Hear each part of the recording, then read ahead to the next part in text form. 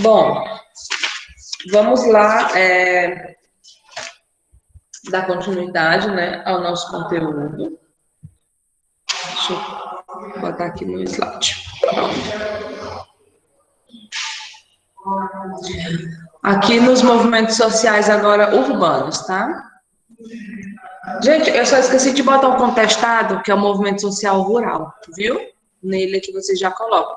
Vou acrescentar no slide, e aí depois, não vou falar aqui do slide, mas eu vou acrescentar no slide, viu? Vamos lá, o movimento social urbano. O primeiro movimento social urbano que a gente vai ver é a revolta da vacina. Eu acho que eu já até comentei com vocês por cima, assim, né? A revolta da vacina, ela aconteceu no Rio de Janeiro, em 1904. Por quê? Por que tem esse nome? O nome já diz tudo, né? Foi uma revolta contra a vacina, com a vacina da época. Nesse período, o presidente, ele queria que estava tendo um surto muito grande de varíola, de febre amarela, da peste, né? Então, o presidente queria acabar com isso, né? Só que aí, a forma que ele encontrou foi o quê? Ele achava que fazer uma limpa na cidade iria resolver muita coisa. O que era essa limpa? A limpa era tirar principalmente os ex-escravos negros, né, que estavam livres nesse período, porque foi em 1888 a libertação, e aí ele pensava o quê? Eu vou limpar a cidade, vou tirar essas pessoas que moram aonde? Nesses cortiços, e mandar para longe da cidade, porque eles estão trazendo a doença. E aí, né, eles mandaram tirar força as pessoas que moravam na cidade ali, em cortiços. O que são os cortiços? São tipo prédios abandonados, que as pessoas que não tinham dinheiro, que não tinham de morar, invadiam, né, começavam a morar nesses locais, e isso fazia com que tivesse uma grande aglomeração, né? E aí, essa luta, né, primeiro foi isso, né? Também tinha um desemprego, tinha um alto custo de vida, aí essa reurbanização, tudo isso faltou o quê? Falta também o esclarecimento para as pessoas. Por quê? Eles sabiam o motivo da vacina, só que em nenhum momento eles fizeram questão ou queriam que as pessoas entendessem, tá? O motivo de estar vacinando. Os agentes de saúde também não explicavam, eles simplesmente forçavam as pessoas a serem vacinadas e isolar os doentes. Então, esse desconhecimento, essa falta de conhecimento, também gerou, né, esse movimento, gerou essa revolta contra o governo, tá bom? Eles não conseguiram tirar, né, o presidente do poder. No entanto, eles conseguiram que houvesse a revogação da vacinação, ou seja, uma volta na vacinação. Eles não continuaram com esse movimento, tá? Houve uma pausa e também teve a prisão e a deportação de algumas pessoas, né, que estavam nesse conflito, tá bom? O próximo movimento social urbano é a revolta da Chibata. Aqui, eu já até falei na aula passada sobre a revolta armada, é muito isso, por quê? A revolta da Chibata aconteceu na cidade do Rio de Janeiro também, em 1890, né? Quando o Deodoro da Fonseca, ele restabeleceu os castigos corporais aos marinheiros. Como assim? Lá na Marinha, os delitos leves, por exemplo, se você fazia alguma coisa errada e era leve, você vivia pão e água. Você era preso via pão e água. Se fosse um delito grave, você levava 25 chibatadas. Olha só, que loucura, né? Eles estão voltando à época, né? 1890, ou seja, estava com 2 anos que a Lei Áurea tinha sido declarada, então estava muito recente ainda. Então, o Deodoro, ele quis, né, que voltasse a castigo corporal aos presos, né? Aos presos não, aos marinheiros. Então, o João Cândido, que era um marinheiro negro, ele liderou esse movimento e eles ameaçaram bombardear a cidade de Rio de Janeiro. Eles estavam parados, né, na Baía de Guanabara, e eles ameaçaram bombardear, tá? Então, depois dessa ameaça, houve o fim dos castigos físicos, né? Mas quem participou desse movimento foi preso, tá bom?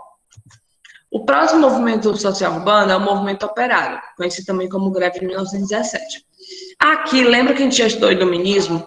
A gente estudou os movimentos operários lá na Revolução Industrial e tudo? Revolução Francesa, liberdade, igualdade. Então, aqui vai vir muito isso, a presença desse movimento, né? Dessa liberdade, tá? Como o próprio nome já diz, foi em São Paulo, em 1917, os operários se organizaram em sindicatos, né? Eles começaram a se organizar por quê? Não estava legal as condições de trabalho, as condições de vida, tinha exploração para os menores, as mulheres trabalhavam excessivamente. Então, nesse período, já tinha muitos europeus aqui no Brasil. A participação deles, né, nesse movimento foi muito importante, porque os europeus, grande parte deles já participavam de movimentos assim lá na Europa, ou seja, eles já conheciam, já sabiam que se eles se revoltassem, se eles fossem acima, se eles fizessem uma greve, tinha resultado. Então, os europeus, nesse momento, ajudou muito a esse movimento aqui no Brasil a ir para frente, tá bom? E o que eles reivindicavam? A jornada de trabalho, o fim do trabalho noturno para as mulheres, o aumento dos salários e a redução no preço dos aluguéis e dos alimentos, porque era um alto custo de vida, né? Isso não foi aceito bem, tá? Teve uma repressão violenta, teve muita gente foi preso, morto, batiam mesmo, mas, no entanto, no final, eles conseguiram o quê? O aumento salarial, a limitação do trabalho infantil, do trabalho noturno também, e a redução da jornada de trabalho para 8 horas semanais, tá bom? Então, esse aqui foi o outro movimento social urbano. O próximo que a gente vai ver é o tenentismo, tá? O próprio nome já diz, são os tenentes do jovem Exército Brasileiro. Foi na cidade do Rio de Janeiro, São Paulo e Rio Grande do Sul. Principalmente no Rio Grande do Sul, tá bom? Que lá vai ser a Coluna Prestes, que é a chamada Coluna Prestes. Por quê? Foi o Carlos Prestes que liderou esse movimento, que teve maior força, tá? Por que os tenentes vão se rebelar aqui? Porque a realidade, aqui nós já estamos falando da República Oligárquica. Lembra que eu acabei de falar sobre o voto do Cabresto, as fraudes, só era a oligarquia que estava no poder? Então, essa realidade de corrupção, de injustiça, de fraude eleitoral, isso estava deixando o quê? As pessoas descontentes, né? Ninguém estava feliz com essa situação. Então, os tenentes vão se rebelar, vão querer o quê?